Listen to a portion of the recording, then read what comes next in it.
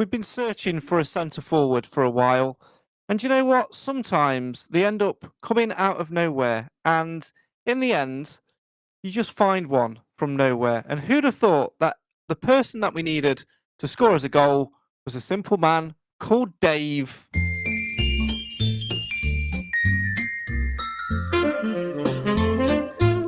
Deji Ojalaja's first half goal was the difference as the Stags ran out 1-0 winners against Steve Evans' Rotherham side to deliver to the Stags an early Christmas present. But can Dave's goal fire us forward as we look to complete the festive period unbeaten and ends the calendar year on a high? Join us in a reduced version of the podcast tonight as we reflect on all things Rotherham and look ahead to the two festive fixtures. A trip to Peterborough on Boxing Day, followed by the trip to Reading. As always, come and have your say on your team in the comments in the live feed.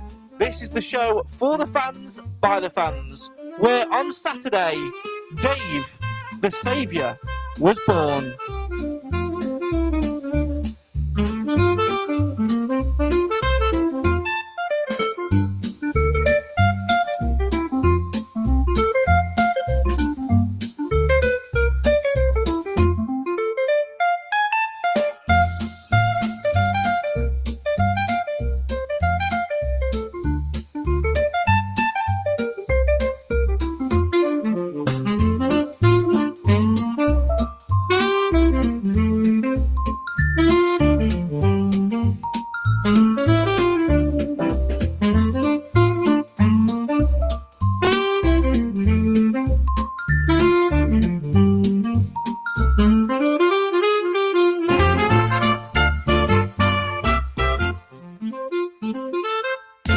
Oh my God.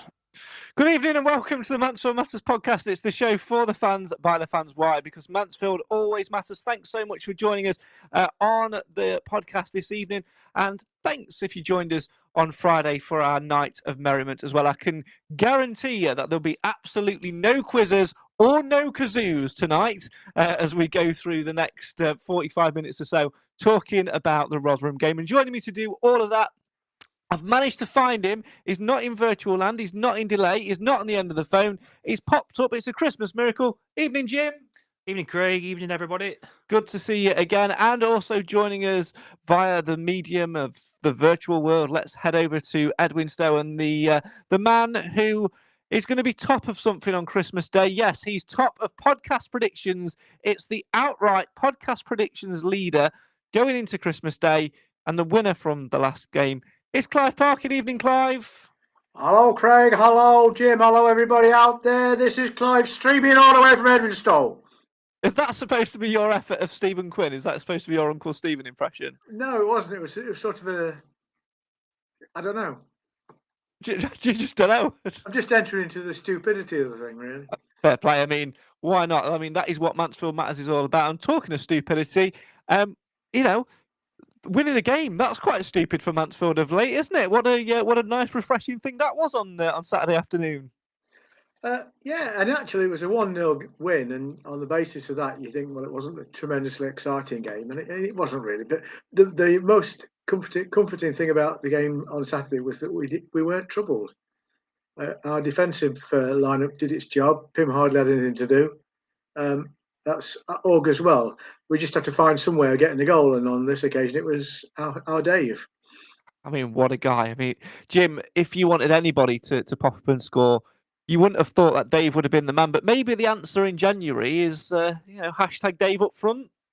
Well, to be fair, if you look at some of his highlights from his Burton days, he did score quite a few goals. We've got other goals from defenders as well, not just Dave. So yeah. Why not? Why not, indeed? Let's get Dave up front now. Let's leave him where he is. It always one of those things, isn't it? When you get a player of his caliber sort of coming in and sort of coming out of nowhere to bag yourself a goal. It's what we absolutely, it's what we deserved, and we'll certainly look forward to doing that as the weeks go on. Can we do it now, though, Clive? Is it time to? Is it time that we will now sort of kick on and get a little bit more of a more of a winning run coming together? There's every chance. I actually subscribe to Nigel Clough's view that we've played well and not picked anything up for several games, and that's just bad luck. And I think we had a little bit of luck at Charlton. We didn't need a lot of luck on Saturday. Maybe, that brings a bit of confidence back into the side. I really don't fear us shipping many goals. My only anxiety, as I've said over and over again, is I don't know where our goals are going to come from. That is a big issue that we've got, Jim, isn't it? We still, like Clive says, we don't know where the goals are going to come from, and with January just around the corner, we've got to be sort of having one eye on the striker. But again, listening to Nigel Clough today, I don't have that thing of confidence that we're going to go out and look for one in the January window. I wouldn't get your hopes up. It's not a buyer's market. Never any value as a buyer. But I think we've still got enough in the building that we build on. I'm quite positive. After Saturday, I think we're all quite. Yeah, I'm not too worried about it, to be honest. We had 2 clean sheets in a row, so like Clive says, we back door. We only need to score once or twice to win. And the other pleasing thing from Saturday was that you can't fault the work rate. That was above and beyond on Saturday. I don't know how they walked off the pitch. Got to commend it, and to not get discouraged after 5 straight defeats. We drew at Charlton. To keep going like they have done, brilliant. It's easy to, when everything's been well, to be bouncing, but they've not been discouraged, and fair play to it. Work rate is the biggest credit that Mansfield Town can take of late, Clive, because like you said, we've played well in all of the games where we've not taken points, and like Jim's just said there, it was very easy when you're in that run of form to get a little bit discouraged and sort of get your heads down a little bit and get yourself stuck in a rut, but we've not done that at all. No, I can't think of many occasions at all when we couldn't give the team credit for maximum work rate. I think that's one of the things that Clough insists on in his team, that they give everything. The difficulty is that some players don't always look like they're giving everything, and they get criticised for, in some cases very unfairly, for looking a little bit lethargic. It's just the style of play, and not everybody recognises the other virtues that player might bring. But no, I don't think there's any question about every player playing for their shirt at the moment. And that's the good thing, we're going into this period and we're not going, well, this player's out of form, this player's out of form. We've got everybody hungry, knocking on the door. And like Nigel Clough has sort of alluded to earlier again today, Jim, we've got players who are ready to step in, and, we might just see a surprise appearance for the likes of George Williams to get us through this period where we're playing a lot of football and doing a lot of travelling too. Yeah, I think especially over Christmas, game every 3 days, isn't it? So he's going to have to rotate a little bit. But I think we've got the squad to cope with that. It's just up front. You won't see much change, I think. But yeah, What was the most pleasing thing for you on Saturday, Clive, other than picking up all 3 points? I just felt that we were in control. They were a team that, on the paper, were dangerous. Their form had been climbing, and they're a big side, a well-organised side. And I think we just handled them really well. I know the conditions didn't help either side, but that shouldn't matter, really. I thought that overall, whilst we didn't play scintillating football, I don't think the conditions allowed for that. What we did do is we snuffed out any potency they would bring to the game. And that's good news, because that's exactly what we have to bring to every game, I think, going forward. We've got 3 out of 4 games away from home over Christmas and New Year. Actually, that gives me some encouragement, because I think we play with a little bit more panache when we're playing away from home. That's word of the day, Craig, if you want it. Panache. I mean, I'm not going to do a bell sound for it, because I'll make Harry bark, and he's already because there's an extra person in the house and he wants to play. But panache. Okay. But somebody asked me what I wanted for Christmas this year, and my immediate reaction was 7 points from the 4 games. We've got 3 of them on Saturday. We're doing all right. I thought you were going to ask for panache and a kazoo. Oh no, I take it as read I'm going to get a kazoo. Aren't we taking kazoos to Reading? I think we should. A party of 4 kazooing. What do you think, Jim? Should we start up a Mansfield Matters kazoo band? Why not? Yeah. It worked well. Jim can rattle his maracas. You fancy that, Jim? Why not? Why not? Just Jim's stock response. Why not? As always, if you want to have your say on your team, you can do so. Feel free to get involved in the comments, just like Craig has done tonight. and he says, "Hi guys, needed the win to get the confidence back. 4 to 6 points from our next 3 games would be great. Followed by some business in January that brings a striker in. Can't afford to rush Oates back." Well, he was one of the most notable people missing on Saturday, Jim. And like we were sort of talking about before the game, we said he's probably picked up a knee injury, and he's picked up a knee injury. Yeah, I think when people coming back from long-term injuries, you do get these little niggles and setbacks because they have missed so much football, and it takes time to get that durability and proper fitness back. And even I was quite pleased to see Oates back in the frame. I think he brings something, an edge and a physicality. I don't think he's any long-term answer, if I'm honest, not at this level. So, I think with the trajectory we're on, that we all like to think we're on, I think we have to move past people like him anyway. It's a tough one, isn't it, Clive? Because we the problem when you build a squad like Clough has done is you become fond of your players, you take them to heart, you don't want to see anybody leave, and you almost keep them around for the sake of keeping them around. And I know we've looked after Reece Oates in terms of his injury now. We'll probably give him till the end of the season and use him as a bit part player. But if we're realistic about what we want to do, it's a question of, do we hang on to a bit part player for a registration slot, or do we free that slot up and go and bring somebody in? Difficult one, isn't it? I guess the only way we can judge that is what he manages to do and what he manages to achieve, what he's got left this season, and that's presuming he gets some opportunities to get on the pitch.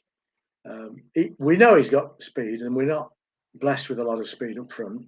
And he can be dangerous, and he can frighten defenders. And my view at the moment is, if he's fit enough, he's a great player to bring on with 20 minutes to go, especially if everyone else is getting tired, which they should be. If every player's giving his all, they should be getting tired towards the end of the second half. And I think that's the value in him. Whether in fact he has any marketable value at the end of his contract, I don't know. I'm not here to judge whether it was a good thing or a bad thing to do to keep him on a contract, even though there was no chance of playing for the best part of a year. I suppose it's to the club's credit that they've taken a fairly humane view of the thing. But I don't know.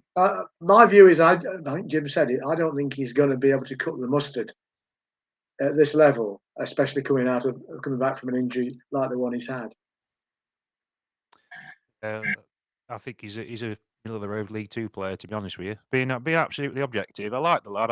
He always puts it in, but he needs 5 chances to score, and he's just a bit erratic when he's playing. And let's face it, he's always one meathead rush of blood away from being out for another 6 months. So my big fear is he'll go on one of his mazy runs sometime in the spring and run into one of the stanchions of the refurbished Bishop Street stand and set it back another year. Not set himself back another year, set Bishop Street back another year. Crazy. How do you measure success with him, though? Because, I do think we'll keep him around. I don't think we'll move him out in January. Nigel Clough seems to be hinting that he wants him, and I don't think that he'd have kept him around this long without the want of using him. So how do you measure success? Is it a contribution of goals? Is it a contribution of assists?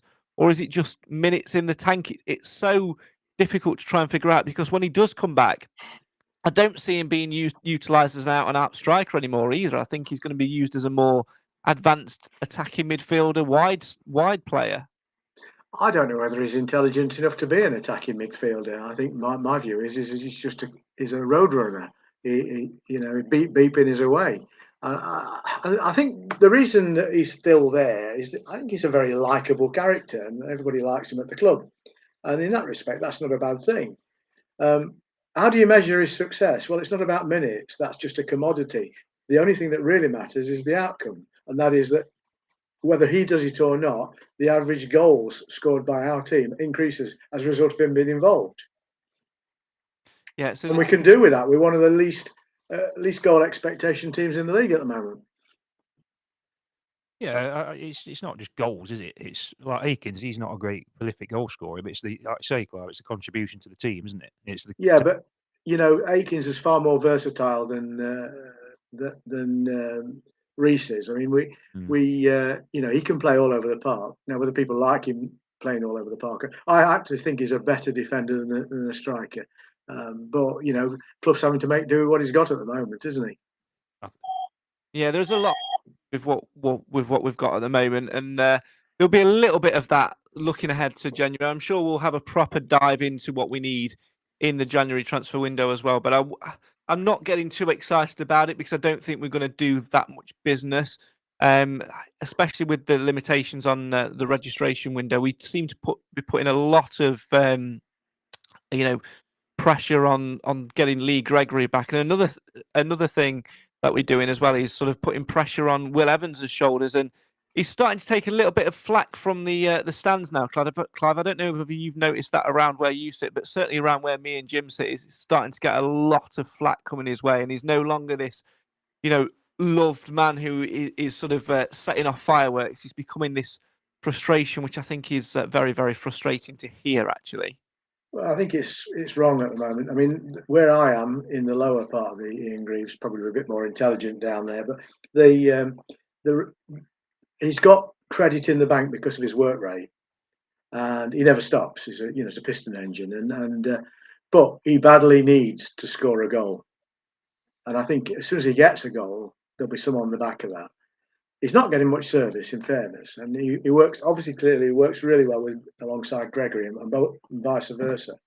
But that's not available to him at the moment. So we have to find a way of him bagging goals. You get one off his arse or something would be a great thing. If we can do that at Peterborough, that'd be wonderful. It is a frustrating thing to watch Jim at times because he gets a great chance, second half where he's playing the game that he does so well, anticipating where the ball's going to go, gets into a good one-on-one position. I would argue that the momentum of the ball and the angle of where he's at, plus the position. It is a frustrating thing to watch Jim at times. Near myself. There you go. My fault. I will let you off. What was I saying? Oh, yeah, he's one-on-one. The position of the goalkeeper sort of, I think, made it difficult for him. But it's those sort of chances that he's got to be taking, Jim. And I think, like Clive said there, once the spark is lit, the inferno will start to rage. Yeah, centre forward is often a confident position, isn't it? But I think Clive alluded to it. He looks a different player. Gregory's next to him, a different player. And I think also you got to remember, we don't create that many chances at the moment, so it's not like he's getting 5, 6 Giltez chances a game. So, and you've got no striker who scores every chance. So I think it's circumstantial a bit. I think judging when he gets more chances, and he's shown enough to me this season so far that I think he's worth the shirt, worth persevering with, and I'm happy enough with him. It's not just goals.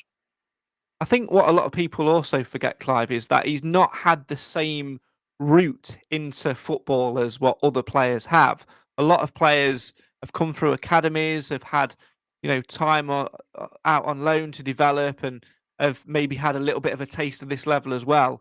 2 or 3 years ago, we're talking about a striker who was playing the Welsh equivalent of the conference, scoring goals, all right, but and then going into Newport. And let's not forget, wasn't playing as a centre forward either. He was utilised as a wing back for quite a lot of the time. It was only, in fact, last season where he became a front man.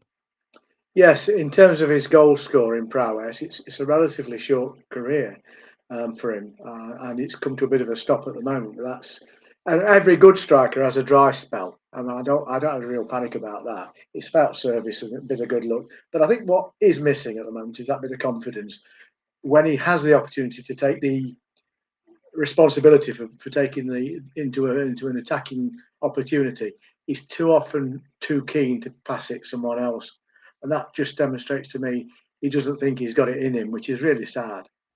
But I likened him to Reed when he came up from Torquay. He came in with a bag full of goals, but at a lower level. It didn't translate in our team at that time for goals in the EFL, and he needed to wobble about a bit. He needed to go elsewhere to find that, and he's found his level. And I think probably that's what's happening with Lee at the moment. He's just about to find his level. Now it may not be in League One. I don't know. We'll see.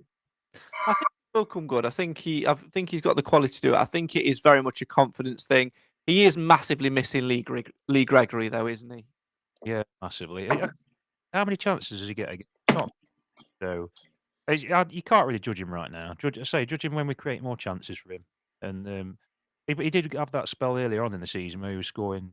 I think he got about 5 or 6, didn't he? In about 6 or 7 or 8 games. So no, I think he's worth persevering with, and he's got the all-round game Clough wants as well. So he doesn't Clough doesn't go after his out-and-out 30-goal strikers, does he? Who just stand in the box. He wants his strikers to do more than that, and he'll offer you that. The real problem is, Clive, Clough can't do the standard football manager thing of dropping a player who's not scoring to sort of give him that sort of brain refresh and then bring him on from the bench to prove a point. A little bit like Aidan Flint's got at the moment, because he's being kept out of the side by Jordan Bowery. He's being kept out of the side by Dave. He's being kept out of the side by Bailey Cargill. So when Flint came on Saturday, he very much had a point to prove. We can't do that with Will Evans because we've got absolutely no other replacement. Oh no, we have got another replacement. But Tom Nichols doesn't seem to be in the frame, does he? And I think for whatever reason, and it's not for me to judge what the coaching staff see or don't see in the player, but why isn't he there? We're looking for variations on what we've got. At the moment, we're stuck with Lucas alongside, but not really alongside, alone Will Evans. It's just not.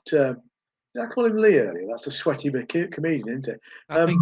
Yeah, Will Evans is ploughing along there, not getting a great deal of service. The service he was getting only from Gregory, it would seem. What the club's done badly in that respect is to have too much reliance on Gregory. That's just a Nigel Clough trait, though, isn't it? Well, it is. Clough knows what he's doing. We can't knock Clough, but sometimes it's a bit of a mystery to those lesser mortals, isn't it? I suspect Nichols isn't involved because it's probably been agreed he's going to move on, and Clough's quite fair to players like that. He doesn't want him to get injured. That's a very good point. He's been fair to him for a long time then.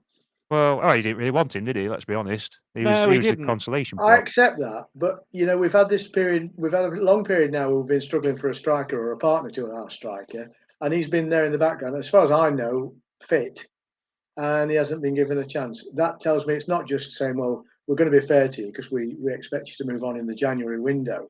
You can't be doing that in October. I don't want to put together, but Tom Nichols did post on his Instagram the other day a highlights reel of his time at Crawley, and if ever you're going to put yourself in the shop window with agents, this is the time of a year to be sort of popping your highlights reel on, isn't it? And going, oh, Kiwis, you need a striker. So I think if we can get some good money for him, I'll send him on his way with our very best wishes. But it is very frustrating that I feel sorry for the lad. I really do. Well, I do for George as well, because he's not getting much of a go, is he? Maybe reasons around that we don't fully understand. But crazy. When he's played, he's never let us down. That's very true. But at the moment, again, you look at the pecking order with that, and you go, we've got Alfie Kilgore and Aidan Flint, who can't get into the starting 11 and are having to settle for places on the bench. It's crazy, isn't it? Behind Jordan Bowery. Don't forget that.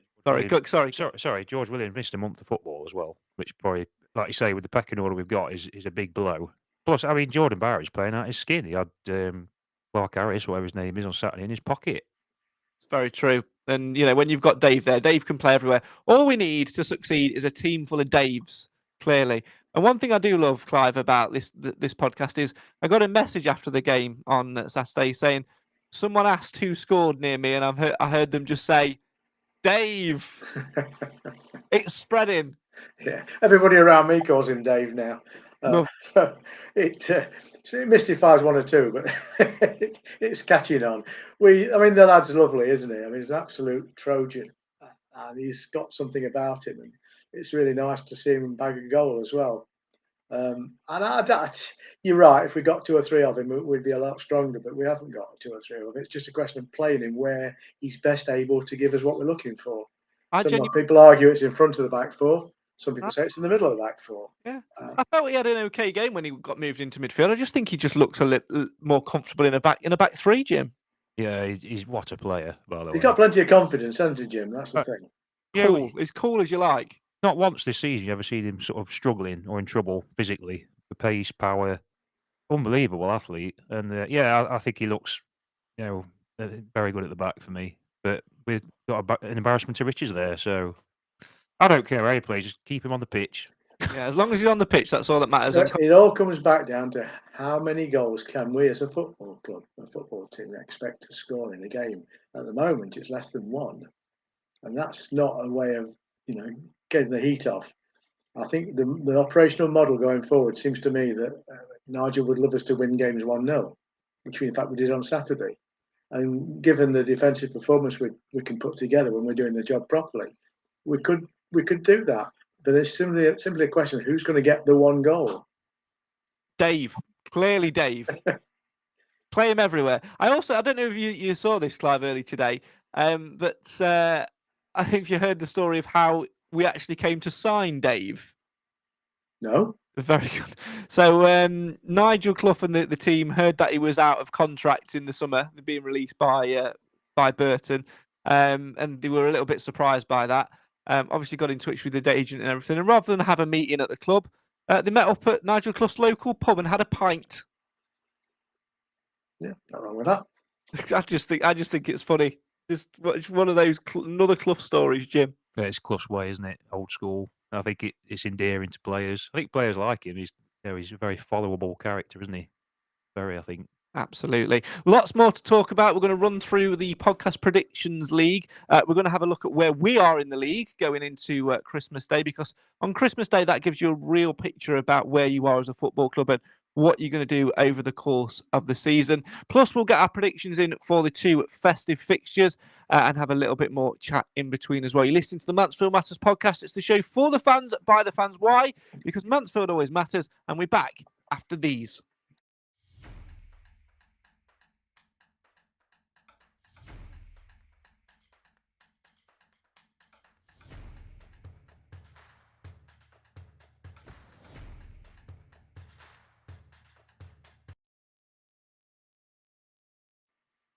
You're back with the show for the fans, by the fans. This is the Mansfield Matters podcast. Thanks so much for joining us this evening. If you do want to get involved and have your say on your team, anything Mansfield Town related you want to say, get involved in the comments in the live feed right now. We're going to be here for another sort of half an hour or so, and then that is it until the final one of the year. We'll let you know when that's going to be. I don't think we'll manage to squeeze one in between Peterborough and Reading, but we'll certainly get one in before New Year's Day. So as always, come and have your say on your team, just like Roger has done this evening, and he's been in touch to say Stags are holding on to a good position, but it's not good entertainment. And this is an interesting comment for me, Clive, because going into this season, we all expected us to be struggling, not in the position that we are in the table at the moment. Yes, we played some entertaining stuff last season and got a promotion off the back of it, but it was never about being entertained this season. It was always about, for me anyway, just getting results and staying in the league. Anywhere outside the bottom 4, anything above that is an absolute bonus, and we are well on course. In fact, we're more on course than what I thought we'd be at this time going into the season at the start. I think many of us feared that this season was going to be a Star Trek season. Both references are irrelevant to me. Well, this Klingons.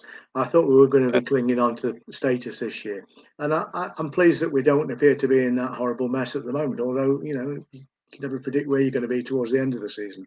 I'd have settled at the start of the season to finish one place above relegation. That's probably me being pessimistic after many years of watching Mansfield Town Football Club. And I was as giddy as the rest of us when we were, bouncing along the top level there as a result of having, several really good results. But there were surprising results, and I think there's an element of settling in now. And I think we've lost points in a disappointing way, and that's the reality of the situation we're in. I don't think we're the strongest side in the league. But at the same time, I don't think we should be fearful of any of the sides which we seem to think are stronger than us. Because actually, when we're on our game, we can compete with anybody. So I think we're a mid-table team this year. And that's more than I've asked for at the start, Jim, isn't it? A mid-table side? Yeah, I think so. I think I agree with Clark. I think mid-table. I think we'll comfortably stay up. I've got no worries there. But it's good to show. People say the commentary that we're not entertaining, but it's Clough's default way of playing is to try and pass the ball and try and entertain. So it's good that we've got this other gear, I think, to grind it out when we need to. So a lot of teams struggle with that. A lot of teams try and stay with their identity and end up down near the bottom. At least we can recognise when we need to grind it out. And that's the big thing. For me, it's not about entertainment. I get Roger's point. When you are essentially paying money to be entertained or to go and see something. But at the same time, it's about what we do as a progressive, and it's about how we go forward as a club. And if you were to ask me, do you want to be entertained but lose more games, and risk losing more games? Sorry, or do you want to continue on the vein that we are? I'd say continue on the vein that we are every single time, because it's about the building blocks. This year we stay up. Next year we add a few more quality players to the squad, and then our ambition is to finish in the top half.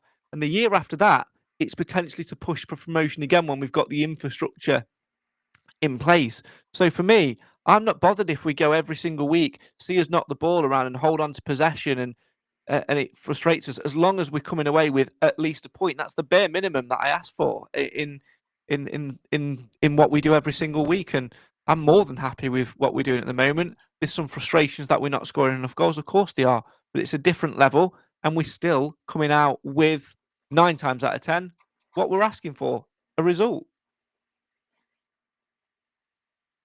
Yeah, I agree. I think managers love winning 1-0, by the way.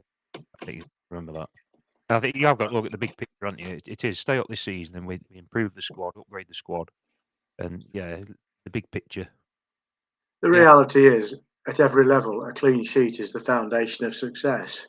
And if you can get that bit right, you may get other success that getting a clean sheet merits, but you don't necessarily entertain the fans while you're doing it. And that's the point that's been made. I mean, we had a season last year when we were really entertaining on certain occasions, weren't we? We were scoring, was it 9 against somebody, Harrogate, wasn't it? Harrogate, yeah. Yeah, I mean, we were flamboyant last year in League Two. This year, we're up against a different standard. We've got a squad which is a little bit on the old side, and we've had a few injuries which matter a lot. We're not as ravaged by injuries this year as we were last year, but they've been more significant in terms of what they've done to our ability to play. So I'm going to share the view that Craig's made, that if we finish anywhere above relegation, if we finish in the middle of the table, it's been a great season. But we've got some work to do though going forward, and that's got to be finding some talented players, ideally younger players, that we can get 3 years of development within the team out of. And I think the other question in there as well, and this leads me on to my next point, is how the players who have come with us on that trajectory adapt to the new level. And one example of that, one shining example to that for me, Jim, is Aaron Lewis, because we've completely changed system. We're not playing how we played last year in terms of setup and formation. We're trying to play the same way, which Nigel Clough has done from day dot, and that's to pass the ball around to try and stretch the game and to try and score goals. But we've set up with this back 3, back 5, with the wing back system, which changes the dynamic of how you go forward. You're not going forward as much of a cancer. You've got to be a little bit more disciplined in the way you move the ball and the way you move shape as a team. And I think one player who's adapted to that really, really well is Aaron Lewis. He got man of the match on Saturday, and every time he plays at the moment, he's just one of those players who just rats around, does the ugly stuff, but he's got really good feet and can get us out of tight spots. And again, he was one of the players I looked at in the summer and thought, I'm not quite sure whether you're going to be able to adapt to this level and move up with us. But he's proven us wrong week after week after week. The only thing that lets him down is his haircut. Say that again. Yeah, I agree. I think he's playing really, really well. And he's sort of, for goal scoring, he's sort of replaced what Ollie Clark gave us, I think, a little bit. And he didn't come with a big price tag or tick anything like that. And I think it goes to show, it gives me what we've just been talking about recruitment of new talent going forward, that there's players out there we can, recruit who won't cost the earth, as long as we can spot it as a club and mould it into what we want. What have you made of Aaron Lewis, Clive, again, in terms of his change and doing what I said there about progressing up the levels and sort of improving as a player to push us on to where we are? Actually, I think he's come on better since we've been in League One than he did when he was playing for us last season. Apart from his magic goal against Accrington, he didn't actually figure that many times as well as he has been doing this year. So I think he's growing into his shirt. I think that's good news for everybody. Don't like his moustache, but that's his own personal choice. Maybe you should go back to blonde Long. No, He is worth his place in the side. There's no question about it. He's got a degree of control. He's got a degree of confidence. He can see a pass. He doesn't always pull it off, but he can see a pass. And you need people that've got a little bit of vision. And he works hard. Steve in the comments says best player we've got is Aaron Lewis. He's certainly up there in terms of who's impressed me, Jim. But I think for me, our leading player at the minute, if you're going to sort of give a player of the season halfway award, would the man that's getting all the accolades at the minute is Dave. Dave or Gregory, yeah. I think it's for pure quality and best player, yeah. Can't pick Gregory. He's Crocs. Where would we be without his contribution, guys? Let's be honest. With that first 10 games, where would we be? That's very, very true as well. Very true. Keep your comments coming in. You've got a couple more minutes if you want to drop anything else in the comments and have your say on your team. How do you think we're going to get on over the Christmas period? Can the Stags end the calendar year unbeaten and go into the January transfer window? Who would you like to see come in January? Maybe you've got a couple of names on the tip of your tongue, etc., etc. Let's have a look at this from Roger, who says, no doubt it's a big step up in level, but the quality up front is a little bit more stagnant. Gregory has been missed, and the sooner he's back, the better. I can't disagree with that because we do need, and we are clearly missing him because we're not fluent going forward. I am just a little bit concerned, though, Clive, that Nigel Clough seems almost insistent on waiting to see the results of Lee Gregory, because I felt that even with a fit Lee Gregory, we still needed another up there because, like we've alluded to, Lucas Akins does a good enough job, but perhaps hasn't got the quality we need. He doesn't do what Gregory does. He doesn't, therefore, fulfil the role that he's been asked to perform. And most fans can't see past the fact that he works his scrotum off. And he's a player that Clough trusts intensely. He isn't doing what people want him to do, and that's where it is. I don't think we can afford not to recruit if there's somebody out there that we can get hold of in January, because we need cover. And the very fact that we're struggling without Gregory illustrates that. Now, whether that involves moving Tom Nichols off somewhere else, I don't know. But you asked if there's anybody I would have taken on. I thought we missed a chance to take on somebody with Burton connections in the closed season. Stockton, where's he gone to? Somewhere up northwest, hasn't he? He would have been a great attacking cover for us. League Two, wasn't he? Yeah, I think so. Yeah, but he wasn't the final solution. But what you need is a little bit of depth. At the moment, we don't have it.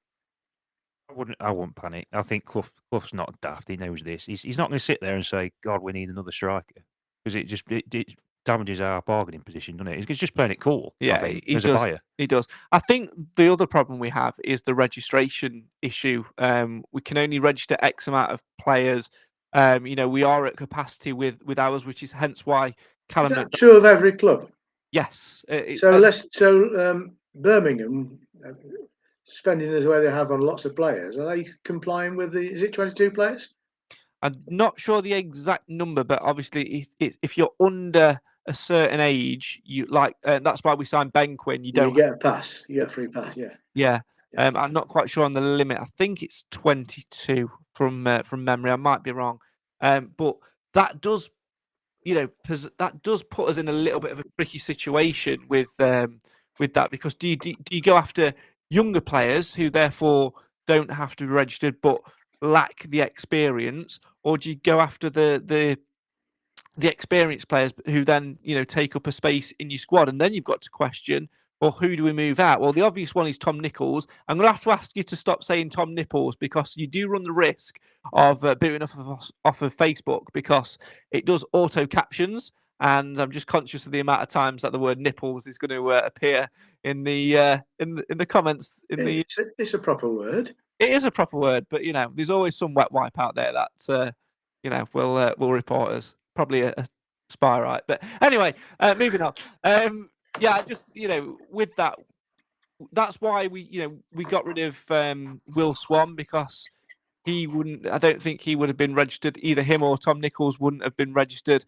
The only one you can really move out in terms of opening up a registration spot is Tom Nichols. And then you're in with a quandary of, we've got James Gale out on loan, who's doing superbly well by all accounts, albeit in the National League at Solihull Moors, but I believe he's over the age threshold, so he would be required to be registered. And then the only other area that you can afford to drop somebody out is, the defensive positions. And you're not going to not register Alfie Kilgore. You're not going to not register Aidan Flint. That's just preposterous. The only one really would be George Williams. But again, even though he doesn't play him, I think Clough likes having him around. I think he's, in case of emergencies, break glass and get George Williams. So the only real manoeuvring power we've got is Tom Nichols. Does this apply to loan players? I'm not sure on the loan players. I think it's based on age, but again, I could be wrong. See, I just looked down the road to the City Ground. They've got a huge squad of players, enormous number of players, and they're bright young players who just don't have any opportunity to make the first team. And that's the place you should go looking for quality young developing players, because the club the club that owns their registration would want to see these going out and playing competitive football. We've only got one loanee at the moment. I'd like to see him go back, by the way, but we have an opportunity there, and the beauty of it being Nottingham Forest, and I have it on good authority from my friend who's a season ticket holder there, that they've got all this talent that's banging on the door. Is they're only just down the road. They don't have to think about moving house or being put up in digs and all the usual things that can get in the way of a short-term loan. I think it would be nice to get somebody loaned in January to see us through the end of the season, if only for cover. It's a very difficult thing to think about. Again, it depends on the registration laws around it. I'm not clued up on them, so I apologise. I probably should do more research on that, to be fair.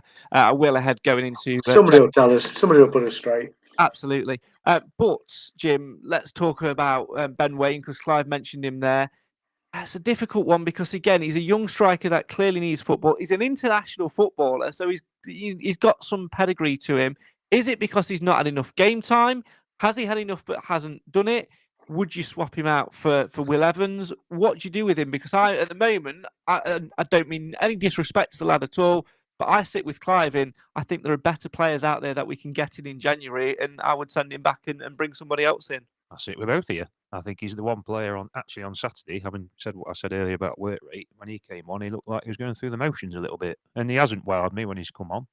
But yeah, I wouldn't be sad to see him go. I think there's players who can have a bigger impact. But I think the loan, I expect us to make a couple of loan signings in January, to be honest with you. I think that's probably the way to go. And we've got an established connection with Nottingham Forest, haven't we? We had Swan, Harbottle, Tyler Walker, George Grant, I think.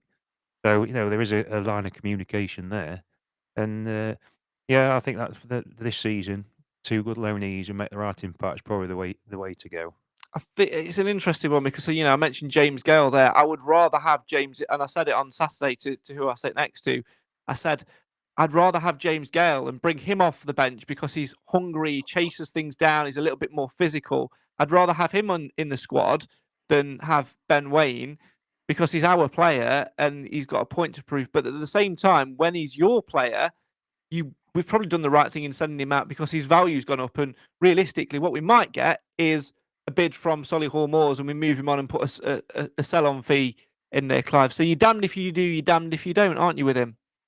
Yeah, there's no simple solution to any of these things. And I mean, as fans, we tend to look for simple solutions that don't exist. There's inevitably there's complications around everything that happens, and we only see what we see as spectators. You have to trust the club's management team to make decisions in the right interest of the club, and I think Clough's earned the right to be given that faith from the fans. He must have the safest job in football at the moment, but we have also in the shape of Clough's brother and our assistant manager, we have people looking at players all the time. So presumably they've got a list of people now that they can develop should the circumstances make sense of it. Not just for January, I'm thinking for the summer as well, because a lot of these people may well be their target, but it can't be achieved before the end of their contracts. So I believe there are going to be things happening. Jim's right, we shouldn't be panicking. I don't think we need to panic. We have a squad of players.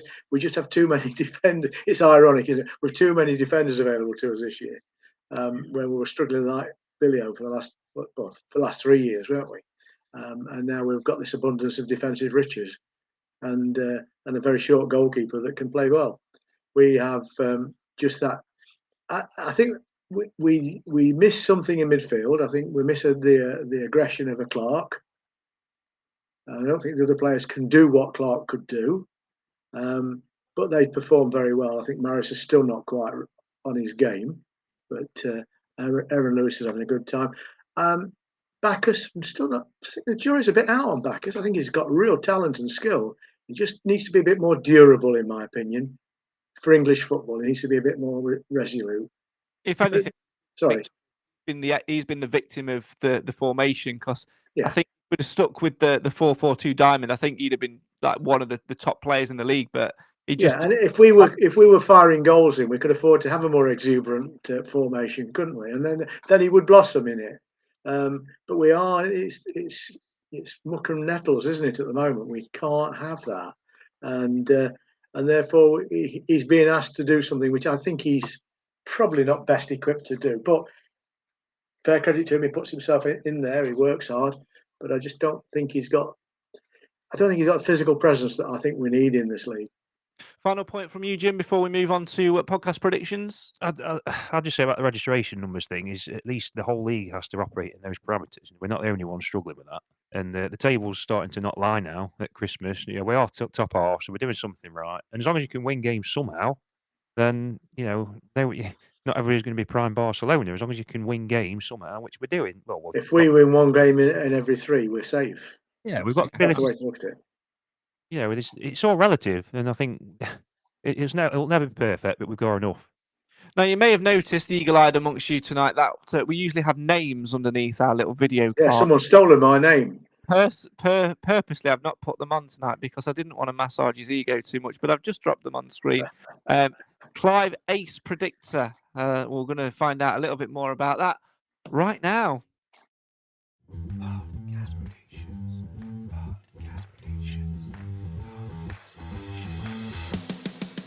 So, can you be the master or an embarrassing disaster? In this guessing game, there's a simple aim. It's outguess the rest and be the best. Win, lose or draw. Do you know the score? Who will be your hero to make sure you don't score zero? Yes, it may be fiction, but this is Podcast Predictions.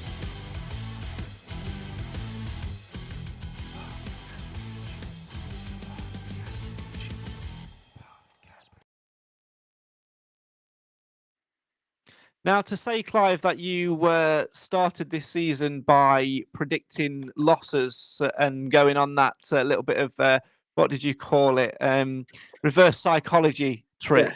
Yes. I don't know how you've managed to somehow come from behind to get yourself all the way up to the top of the top of the table.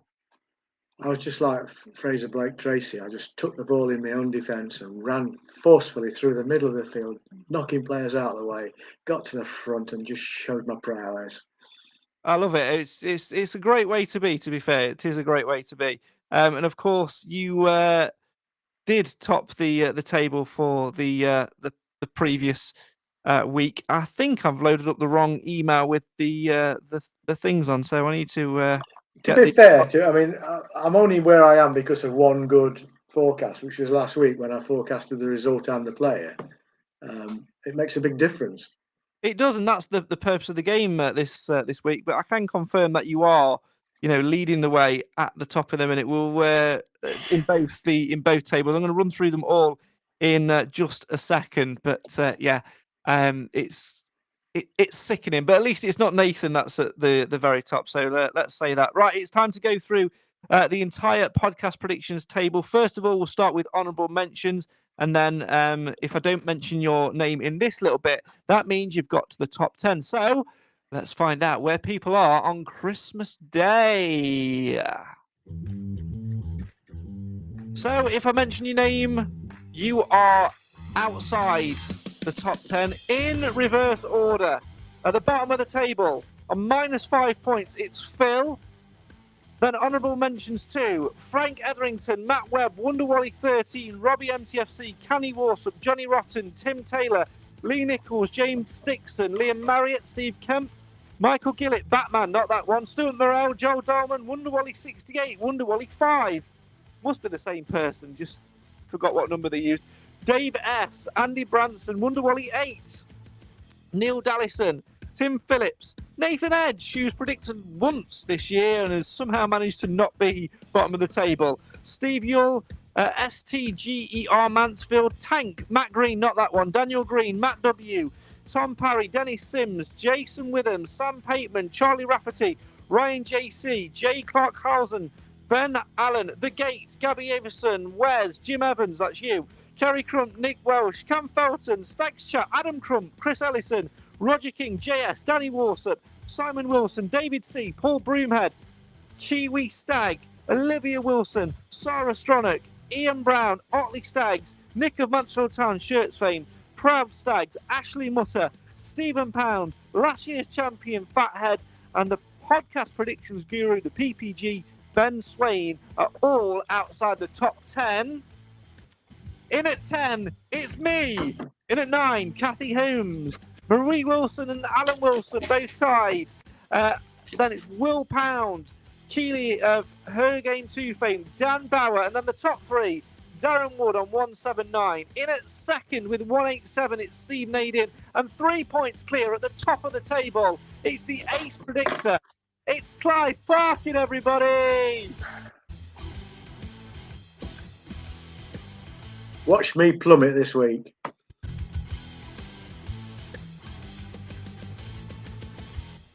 Watch me plummet, he says. Well, you could either plummet or you could fly, because it's Boxing Day, our next game, which means double points. Hey. Double points are available, so it could all change. So let's start off then by going through our predictions.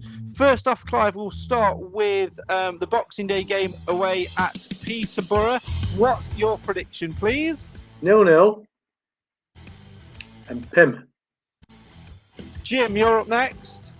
2-1. Bailey Cargill.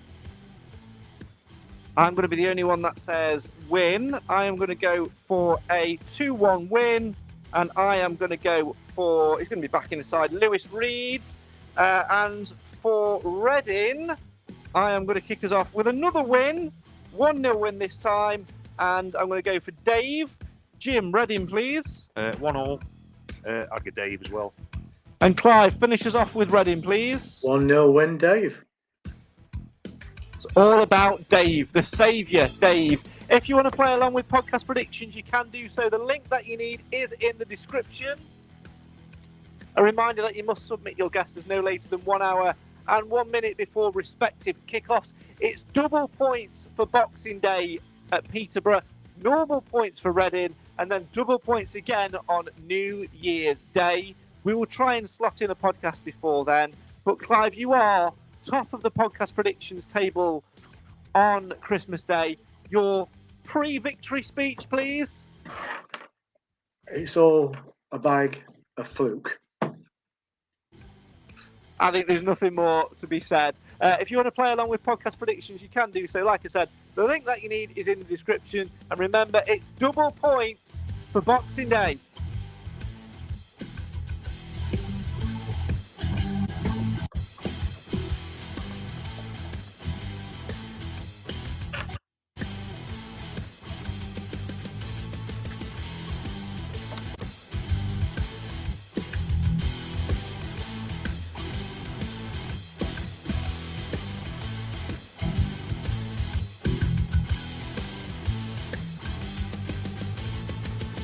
Right, that is almost all we've got time for on tonight's Mansfield Matters podcast. Clive, final word from you, and then we'll get a final word from Jim. We are 10th on Christmas Day, depending on results now. I don't think that's going to change anything anyway. Good position to be in. It's been a great start to life in League One. Are you pleased to see where we are on Christmas Day? Has it bemused expectations for you? Yes, I'm pleased where we are based on where I thought we might be, but naturally slightly disappointment in that we were performing better and we've had a bit of a bad run. But I think we're turning the corner. So it's happy Christmas, happy results. Yeah, absolutely. Jim, from you, obviously, you know, we alluded to it on Friday in the very brief bit we had before we decided to go a bit daft and have lots of kazoo-based games. A bit daft. A bit, yeah. Well, you won. Have you spent your £15 Nando's voucher? No, I'm saving it for Reading. For Reading. I think you've got to register it online. I don't know. Someone will tell you. I don't know. Well. I just brought it and paid for it. But there you go. Jim, we did allude to it on Friday. When you go for a bad run, and Nigel Clough has said it as well, often comes a good run. How nice would it be to finish this year by at least getting 2 points from the next 2 games? Difficult games, but if we can finish unbeaten, that would be a nice little turnaround, wouldn't it? It would be nice. Yeah, there's never a bad time to pick up points. But if you'd offered me 10th at Christmas in August, I'd have took it. And I think in the big scheme of things, we are playing well, and I'm happy. Look at the big picture. We've got to be happy. Absolutely. The views there of Jim Evans, thanks to him tonight, and thanks to Clive Parker as well. Do have a very Merry Christmas. That is all we've got time for on this week's show.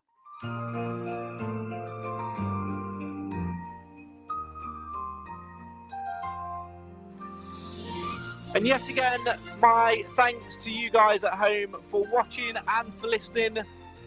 Whatever it is you're doing on Christmas Day, do have a phenomenal one with your friends, family, whether it's a busy one, a quiet one, whatever.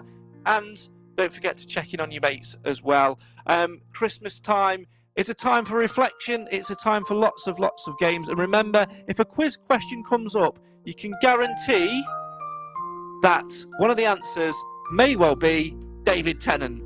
That's what Nick would say anyway. As always, my thanks to the entire Mansfield Matters podcast panel, to Nathan Edge, to Cam Felton, Nick of Mansfield Town Shirts fame, to Alan Wilson, who couldn't be with us this evening, to Jim and to Clive as well, and to all of the guests that we've had on the shows since the start of the season. A very Merry Christmas from me to you, and also we extend that to our listeners as well. Play along with podcast predictions, and we'll be back for one final podcast in 2024 as we reflect on all things Peterborough and Reading and look ahead to 2025 and reflect on 2024, which has undoubtedly been the year of the stag and the year in which Dave, the Saviour, is born. Good night and Merry Christmas. Oh my God.